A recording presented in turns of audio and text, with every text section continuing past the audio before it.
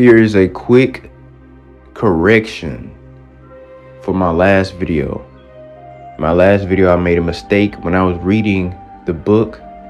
It was talking about the Sephardic Jews, the black Portuguese, being sent to the island of St. Thomas, right when the Spanish kicked them out of Spain because they didn't want to be Christians, right?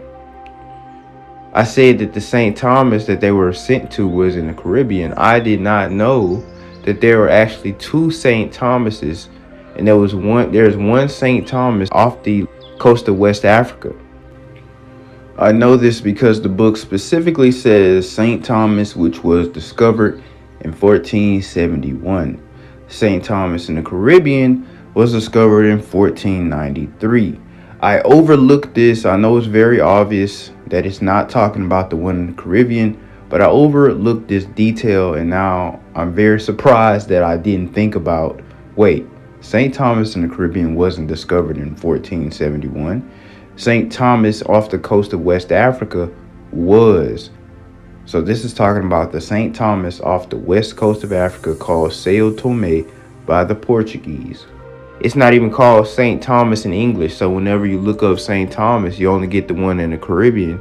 You don't get the one off the coast of West Africa. You look at the people who live on the island of Sao Tome, you will see that those people are Negroes, a lot of which look like African Americans. They look more like African Americans than a lot of the people of the mainland of Angola. The people of St. Thomas in the Caribbean are actually just descendants of the Indians, the wild Indians that live there. As you can see, they still dress like the Indians. Pretty much all of them are indigenous people of that island. But those Indians are also Israelites because they were sent on ships into the south of the United States. And I have some ancestry slave records.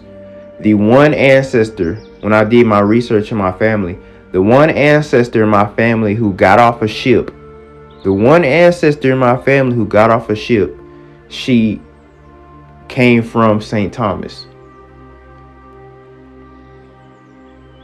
That is not the same St. Thomas being referenced in the book.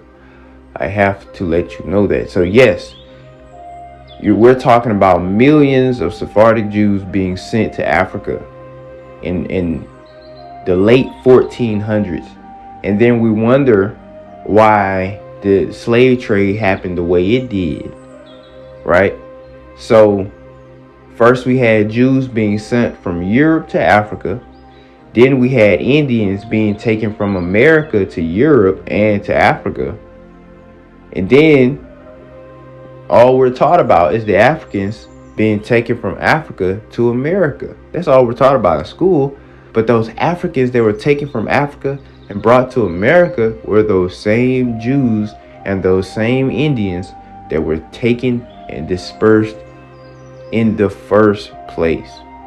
And just by the looks of the place, it's amazing. That's actually one African country that I would honestly travel to. And just telling the people, bro, you guys are Sephardic Jews. Because I don't know if they know it or not, but if they don't, I have to wake those people up, man. So I say thank you to the 3 of my subscribers who called me out on this. I got some really smart people on my channel. That's what we're all here for. So we can educate each other, so we can all grow together, so that we can have all the knowledge that was not taught to us, that was purposely hidden from us, so that we can teach our children and educate them on true history so they know what really went down. So I want to tell you guys, thank you for correcting me on this subject. Anytime that I'm so obviously wrong, please feel free to let me know.